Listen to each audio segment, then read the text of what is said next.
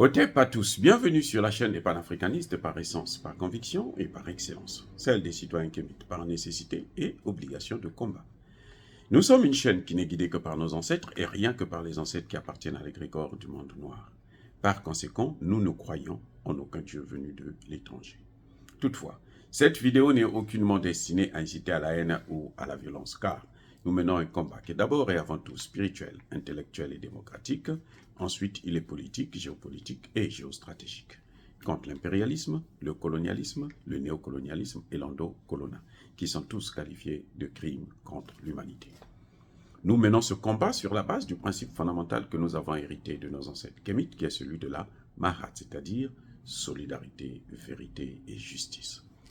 Vous êtes donc en droit de connaître la vérité et nous avons l'obligation de vous dire la vérité, rien que la vérité, afin que justice soit rendue au continent africain. Ça, c'est notre modeste contribution dans cette noble lutte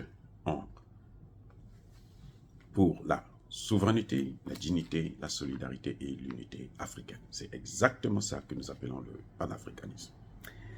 Bien-aimés frères et sœurs, à quoi servent les accords militaires? À quoi servent plutôt les accords militaires? À quoi ça sert?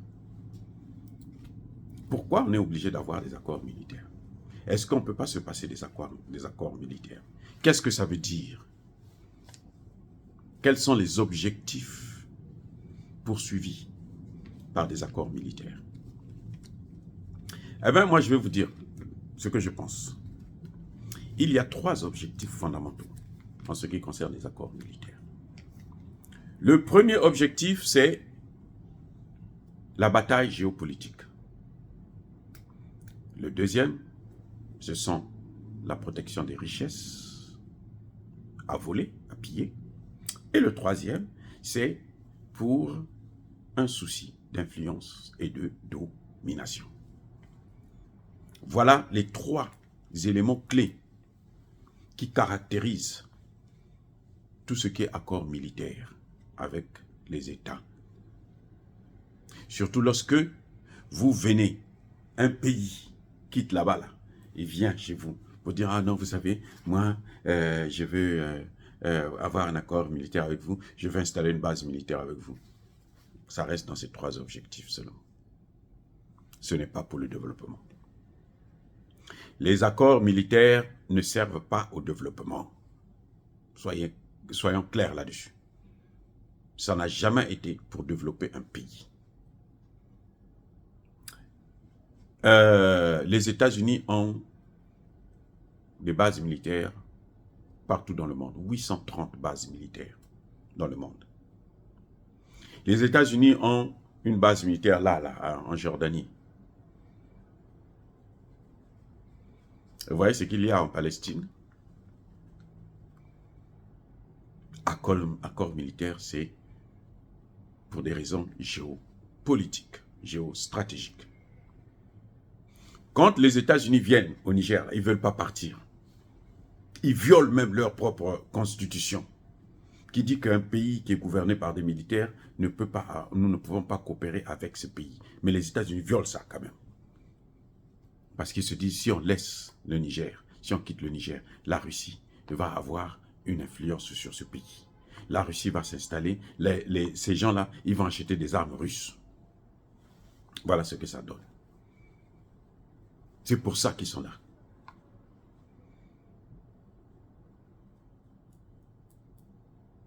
C'est pour les richesses.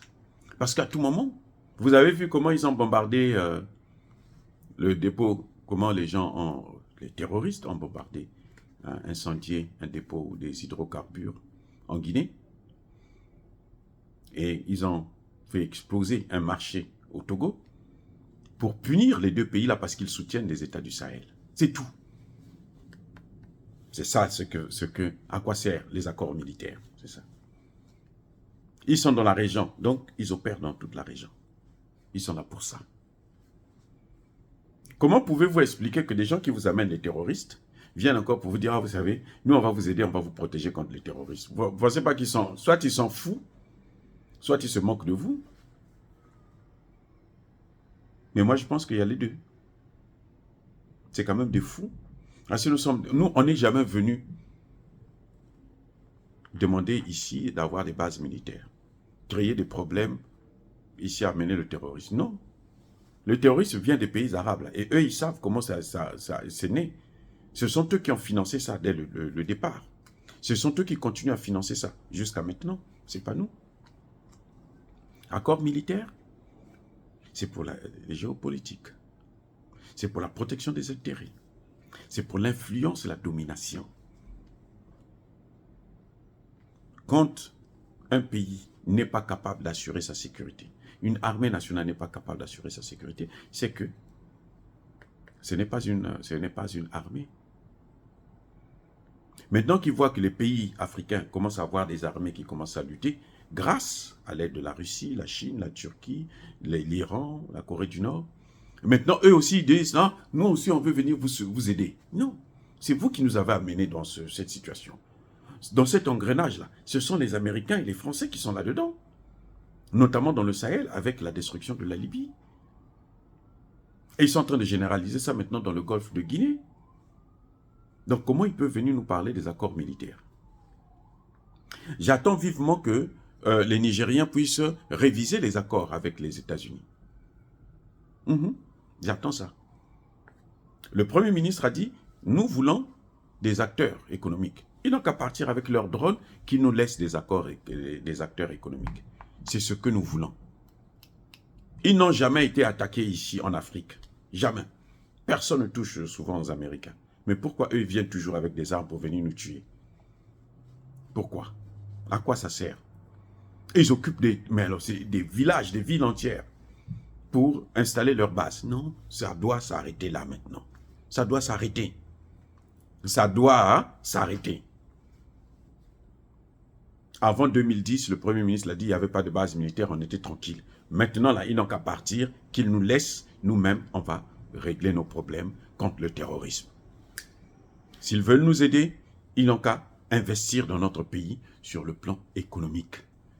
Nous voulons transformer les matières premières chez nous, ils n'ont qu'à venir construire des usines, comme ça va créer des emplois, c'est tout. Les accords militaires n'ont pas d'autre chose que ça, ce que vous voyez là. C'est ce qui permet aux Américains, aux Français, aux pays de l'OTAN, de s'installer de façon pérenne dans nos pays. C'est pour ça que quand ils viennent, ils ne luttent pas contre le terrorisme. Au contraire, ils aggravent, ils font venir, ils financent le terrorisme. Donc, on n'a pas besoin d'avoir des accords militaires avec des gens comme ça. Et nous étions mieux sans accords militaires qu'avec les accords militaires. Avant ces accords militaires, nous étions mieux. Le Niger, le Burkina Faso, le Mali, depuis que les Français sont rentrés, les Américains sont rentrés, les Italiens, les Allemands et autres là, la Hongrie, tout ce monde-là, ils rentrent, on voit que notre pays sont à feu et à sang. On ne contrôle plus nos matières premières. Maintenant, c'est eux qui contrôlent les matières premières, puisque ce sont eux qui ont tout. Ils ont des radars, ils ont l'information, ils ont le renseignement. On ne peut pas vivre comme ça. Il n'y aura pas de développement. Les Américains doivent partir du Sahel, notamment du Niger. Si les trois pays-là veulent vraiment faire mieux fonctionner l'EAC.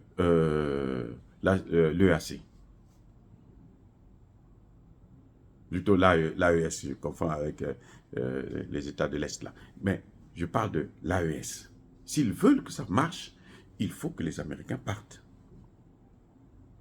Ils n'ont pas besoin d'une base militaire. Là, ce sont eux qui ont amené le terrorisme.